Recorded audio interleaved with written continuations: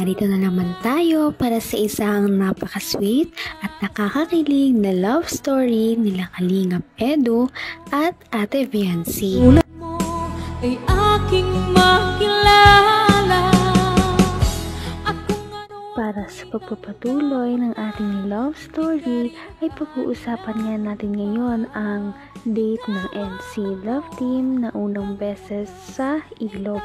Dahil dito ay marami talaga silang pinag-usapan. Medyo nagkaroon nga sila ng hindi pagkakaintindihan dahil nagselos si Ate Viancy. Bakit nga ba nagselos ang dalaga?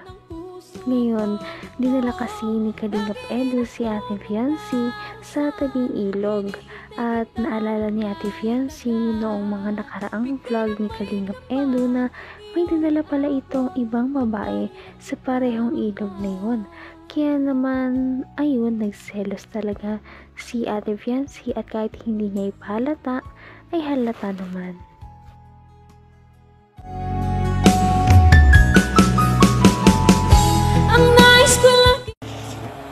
Tatalon ako dito.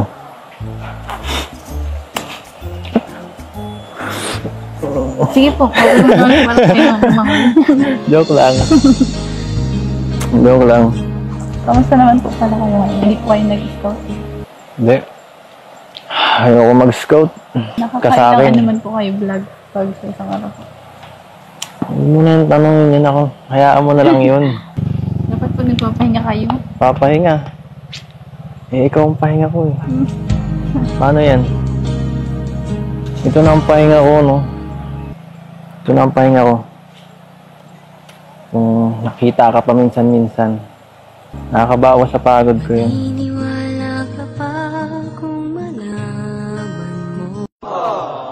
Masaya ka ba? Sa willing ko? Ano naman po? Ikaw po. Palagi naman. Basta makita nga lang ito, okay na eh. Ano pong mas masaya ngayon po? Ngayon. Ngayon. Naman bakit? Nasalita ka na eh. Naniniwala ka ba sinabi ko ng last episode? Alin po? Ay, hindi mo talaga pinapanood ang vlogs. Alin po? Kung ano ako'y tanggap mo na, hindi ka rin nag-alinlangan pa. Noong nakaraang vlog kasi nila ay hindi inaasahan na may inamin si Kalingap Edu kay Ate Viancy.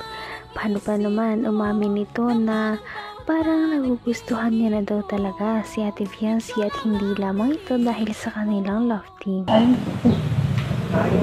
Talaga ito, nagmamaang-maangan pa. Alin? Huh? Alam mo yun, yung sinabi kong last episode na gano'n na nga, Alin po yun? na gusto kita. Hindi po.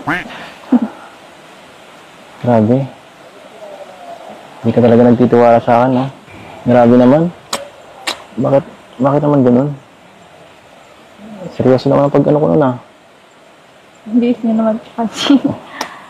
Siyempre. Papatagalin pa ba? Hindi pa ako tayo nila. Lo. Parang ano, content lang naman po yun. Grabe. Sakit naman nun. Content lang pala ito. Hindi naman parang ganun lang yun. Gusto ko, patunayan ko sa'yo eh.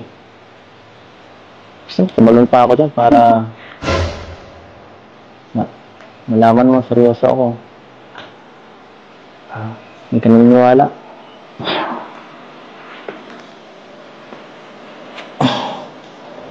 Gusto mo eh. Tumalon na ako dyan eh. Ano?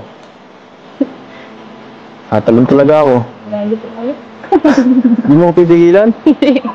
Wala po kayo. Hindi mo ko pipigilan talaga? Laman ang bawat panaginip ko, ikaw lang ang Dahil sinabi ni Ate Viancy na hindi siya naniniwala talaga namang parang gusto talaga itong patunayan ni Kalingap Edu sa pagtalon sa ilog. Ngunit gagawin niya ba talaga ito? O parang nagbibiro lamang siya na tatalon siya dito sa ilog para maniwala si Ate Fiancee?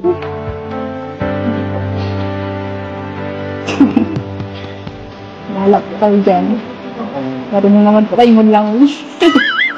Sabihin mo lagi ako'y iyong mahal. At hindi pa nandalian, hindi pang habang buhay. Hindi nagtataksil kahit na Para sa ito.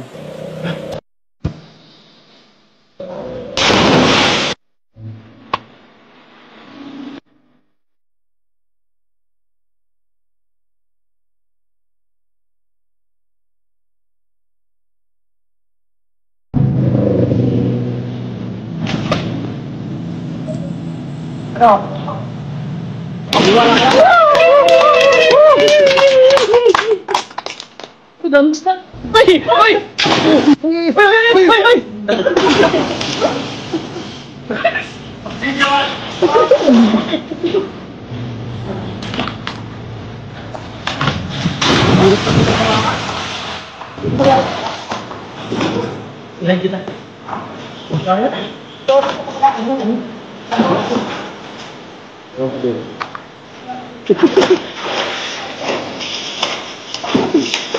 hanggang wakas ay tayo ng dalawa. Palagi kang At ayun na nga, nagulat na lamang si Ate Fiancee dahil pinatunayan talaga ni Kalingap Edu na gusto niya na talaga ang dalaga dahil tumalon na nga siya sa ilog na ito kahit na napakataas. At hindi lamang isa, kundi uulitin niya pa talaga ang pagtalon na ito para lamang mapatunayan kay Ate Fiancee na tunay ang kanyang nararamdaman.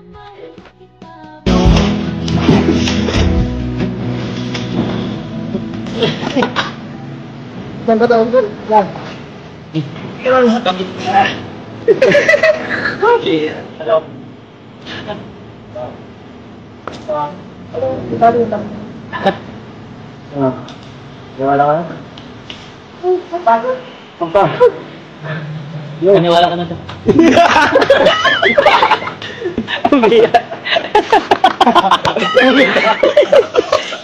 Umarang tayo.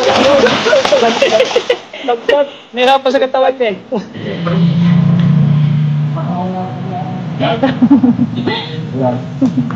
Edo. Timbay yan. Timbay. Naniniwala na pa ako, huwag na po kayo mag-ano baka madisigan. Wala kang magagawa. Nag-iugil nga ako eh.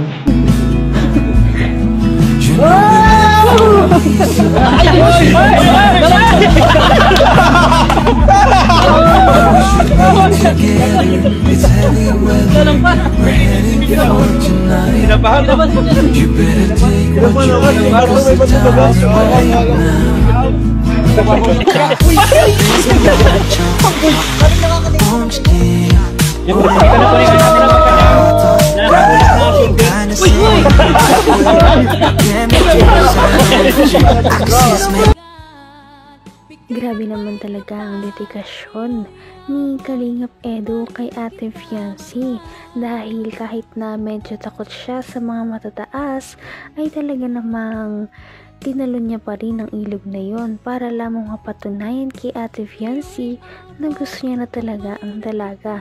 At dito nga, sana maniwala na si Ate Fiancee. Napaka-sweet talaga nila at napakabait ng tambalang ito kaya maraming sumusuporta. Kaya naman sana ipatuloy natin silang suportahan at mahalin si Fiancee, si Kalingap Edu at ang Kalingap team. Yun lamang at maraming salamat sa panonood. Abangan natin kung magkakatuluyan ba talaga si Kalingap Edu at Fiancee. Hanggang sa muli. Bye! ngayon'y abot